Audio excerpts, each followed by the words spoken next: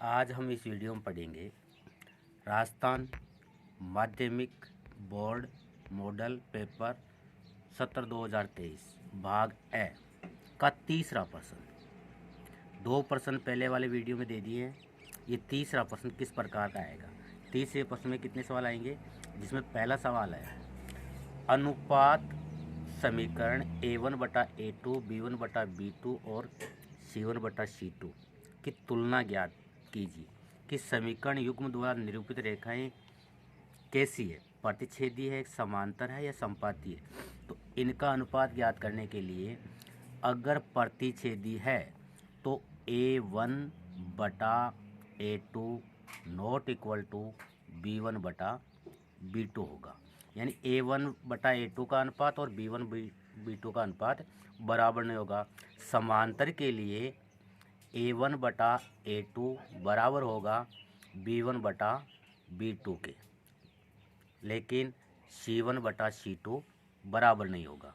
संपाती के लिए तीनों बराबर हो जाएंगे। A1/A2 बराबर B1/B2 बराबर C1/C2। दूसरा सवाल कि द्विघात समीकरण के AX² + BX + C = 0 के मूल ज्ञात करने का श्रीधर आचार्य सूत्र लिखिए। यह जो द्विघात समीकरण दे रखा है इसमें A नॉट इक्वल टू 0 होता है, A का मान 0 नहीं होता है। इसका श्रीधर आचार्य या इस श्रीधर आचार्य को हम द्विघाती सूत्र भी कहते हैं। यहाँ पर कभी कभी द्विघाती सूत्र भी लिखा हुआ आ सकता है। तो x का मान ज्ञात करने सूत्र है x बराबर -b + -b² - 4ac/2a। ये ABC है। जो x² के साथ में आएगा वो a है, x के साथ में आएगा वो b है, और बिना x के साथ में x कुछ भी नहीं आता वो है c है। यहाँ पर जो चिन्ह दे रखे हैं प्लस के दे रखे हैं, प्लस वाले का सूत्र है। अगर यहाँ माइनस आता है तो इनके साथ में वो माइनस भी आ जाएगा। अब इसमें तीसरे सवाल में तीसरा सवाल है समांतर श्रेणी के 12 पदों का योग ज्ञात करना है। तो योग ज्ञात करना यानी SN ज्ञात करना है। यहाँ A बराबर दे रखा है 2, D ज्ञात करेंगे पहले। D बराबर होता है A2 - A1, यानी 5 में से 2 गए 3, और N का मान दे रखा है 12। SN का सूत्र होता है SN बराबर N/2 कोष्टक 2A + N-1D। अब हमारे पास में तीनों मान हैं, तीनों मानों को हम इस सूत्र में रख देते हैं। SN यानी 12वां पद ज्ञात करना, 12 पदों का योग ज्ञात करना है। N का मान है 12/2, 2 × A का मान 2 + N का मान है 12 - 1, और D का मान है 3। 2 का भाग 12 में गया 6 बार, 2 दूनी 4, प्लस ये बचे 11, 11 को 3 से गुणा करेंगे तो 33, 11 या 33। इन दोनों को जोड़ करके 6 से गुणा करना है। 6 × 33 और 4 हो गए 37, 6 × 7 = 42, 6 × 18 और 4 = 22। फिर अगला सवाल चौथा है 2 समरूप त्रिभुजों की भुजाओं का अनुपात 4:9, तो उन दोनों त्रिभुजों के क्षेत्रफल का अनुपात ज्ञात करना है। अगर 2 त्रिभुज समरूप हैं तो हमने ये पढ़ा कि 2 त्रिभुज समरूप हैं तो उनकी भुजाओं का अनुपात होता, उनकी भुजाओं के वर्गों का अनुपात होता है। तो भुजाएं दे रखी हैं यहाँ, तो क्षेत्रफल का अनुपात होगा, इनका वर्ग करना है 4 का स्क्वायर और 9 का स्क्वायर, 4 × 16 अनुपात 9 × 81।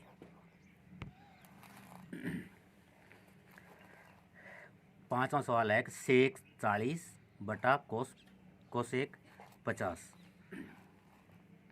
सेक 50 और कोसेक 40 का मान ज्ञात करना है। यह पूरक कोण जो होते हैं सेक 90 - थीटा बराबर होता है कोसेक। तो इसमें से सेक या कोसेक को एक को हम चेंज कर लेंगे तो इसका उत्तर आ जाएगा 1, वो कट करके इसका भी उत्तर आ जाएगा 1 बराबर इसका मान आएगा 0। ये सवाल पूरा करना है तो ये आ जाएगा सेक 90 माइनस 50 बटा कोसेक 50 माइनस, इसको चेंज कर लेते हैं, सेक 90 माइनस 40 बटा कोसेक 40। तो ये हो जाएगा सेक 90 माइनस 50 का मतलब रहता है सेक 90 माइनस थीटा होता है कोसेक थीटा। तो यह आ जाएगा कोसेक 50 बटा, नीचे भी है कोसेक 50 माइनस, ये भी हो जाएगा कोसेक 40 बटा कोसेक 40। ये यहाँ से कट गया, ये कट गया, आ जाएगा 1 माइनस 1 बराबर, इसका आंसर हो जाएगा 0। छठा सवाल दे रखा है 9 sec square theta minus 9 sine square theta का मान ज्ञात करना है। तो इन दोनों में हम देखते हैं तो 9 तो आ रहा है कॉमन, 9 आ गया कॉमन। अब बच गया sec square theta minus sine square theta. अब सेक स्क्वायर थीटा बराबर होता है 1 बटा कोसेक स्क्वायर। तो ये 9 इसका हो जाएगा 1 बटा cosec square theta minus sine square theta. LCM लेंगे हम,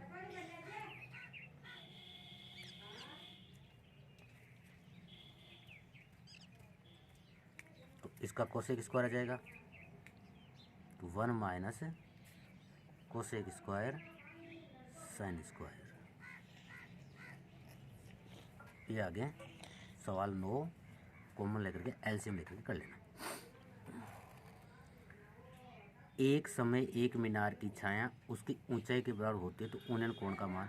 ये सवाल पहले भी आया इस पेपर के अंदर। उसकी छाया और उसकी ऊंचाई और छाया अगर बराबर होती है, छाया और ऊंचाई बराबर होती है तो हमेशा tan 45 ही बनता है। इस चित्र को यूँ बना करके, क्योंकि ये पेड़ मीनार है, ये इसकी परछाई है, ये कर्ण है, टेन में कर्ण आता, लंब बटा आधार होता है। थीटा के सामने की भुजा हमेशा लंब होती है, लंब बटा आधार अगर दोनों बराबर होते हैं तो 1 बटा 1 तो tan 45 आ जाएगा। अब दी गई आकृति में कोण थीटा का मान ज्ञात करना है, इस थीटा का मान ज्ञात करना है। सेम ऐसे ही है, ये 90 डिग्री के सामने भुजा कर्ण है, कर्ण में ज्ञात नहीं करना है। यहाँ ये दे रखा है लंब और आधार, लंब और आधार आते हैं tan थीटा में। tan थीटा में लंब दे रखा है 10 और आधार दे रखा है 10√3। 10 से 10 कट गया, बराबर बचा tan 1 बटा √3। तो tan थीटा में 1 बटा √3 किसका मान होता है? tan 30 का मान होता है, tan 30। यानी थीटा का मान कितना आ जाएगा? 30 डिग्री आ जाएगा। यहाँ पर थीटा का मान 30 डिग्री आ जाएगा। यदि एक बिंदु P से Q केंद्र वाले किसी वर्त पर PA और PB स्पर्श रेखाएं 80 के कोण पर झुकी हो तो ABB का। अब यह एक वर्त है, वर्त का केंद्र है Q, यहाँ एक बाह्य बिंदु दे रखा है P से वर्त पर स्पर्श रेखाएं खींची गई है। यहाँ पर ये स्पर्श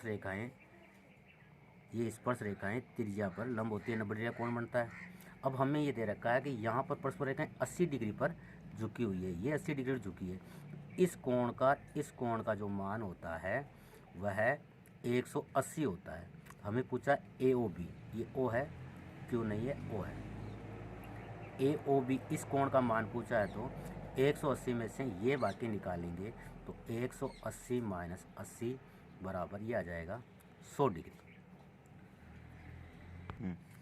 18 सेमी लंबाई रेखाखंड खींचिए और उसे 2:1 के अनुपात में विभाजित कीजिए। दोनों भागों की माप लिखनी है। तो 18 सेमी की एक लाइन खींचनी है, यूँ 18 सेमी की लाइन खींच लेना। अब यहाँ पर 2:1 अनुपात दे रखा है। आप कोई भी एक 60 डिग्री का एंगल इधर बना लीजिए और एक 60 डिग्री का एंगल इधर बना लीजिए। 60 डिग्री एंगल बनाना है, इधर भी 60 डिग्री एंगल बनाना है। अब यहाँ पर जो अनुपात दे रखा है इसको कोई भी एक चाप ले करके प्रकार खोल करके एक चाप यहाँ पे काटना है, एक चाप यहाँ पे काटना है और यहाँ पे एक चाप इधर काटना है। इस लाइन को हम देते हैं नाम A और B, ये B1 हो जाएगा, ये A1 और A2। अब इस A2 को AB1 से मिलाना है। फिर दोनों भागों की लंबाई मापनी है। यहाँ 2 और 1:3 होते हैं, यानी 3 भाग करने 18 के। तो 3 भाग करते हैं तो 1 भाग होता है 6, तो ये 2 भाग हो जाएगा वह 12 और दूसरा भाग हो जाएगा 6। यहाँ पर मान लीजिए ओ बिंदु पर काटनी है तो कटती है। तो 9वां सवाल है, 6 सेमी त्रिज्या वाले एक वृत्त के त्रिज्य खंड का क्षेत्रफल ज्ञात कीजिए। इसका कोण देगा, हमें त्रिज्य खंड का क्षेत्रफल ज्ञात करना है। त्रिज्य खंड का क्षेत्रफल ज्ञात करने का सूत्र होता है पाई आर स्क्वायर थीटा बटा 360। यहाँ आर का मान 6 दे रखा है, थीटा का मान 60 दे रखा है, और पाई आर का मान 6 है, तो 6 इंटू 6 इंटू 60 बटा 360। 0 से 0 गया, 6 से ये 6 और 6 36, उतरा जाएगा 6 पाई, या पाई की आप वैल्यू रख सकते हो। पाई की वैल्यू होती है 22/7। फिर इनको गुणा कर सकते हो। एक बक्से में 2 नीली, 2 सफ़ेद और 4 लाल गेंद। इस बक्से में से एक गेंद ऐसे निकाल जाती है, तो इसकी क्या प्रक्रिया है कि निकाली गई गेंद नीली हो। अब नीली गेंद इसमें है 4, तो कुल संभावित परिणाम तो सभी को हम जोड़ लेंगे। 2 2 4 और 2 6, कुल संभावित परिणाम, कुल है संभावित परिणाम 2 + 2 + 4 बराबर हो गई 8। अब हमें नीली गेंद का पूछा है प्रयोग, नीली गेंद। तो नीली गेंद के अनुकूल परिणाम। अब नीली गेंद कितनी, इसमें 2 है, तो अनुकूल परिणाम 2 आ गए। अब हमें इसकी प्राप्त करना, P नीली गेंद बराबर अनुकूल परिणाम ऊपर आएगा, संभावित परिणाम नीचे आएगा। 2/8 बराबर 1/4। अगले वाले प्रश्न संख्या 4 के लिए अगला वीडियो ज़रूर देखें। प्रश्न संख्या 4 अगले वीडियो में आएगी। 4 5 6 भी आगे कंटिन्यू देखते जाएं।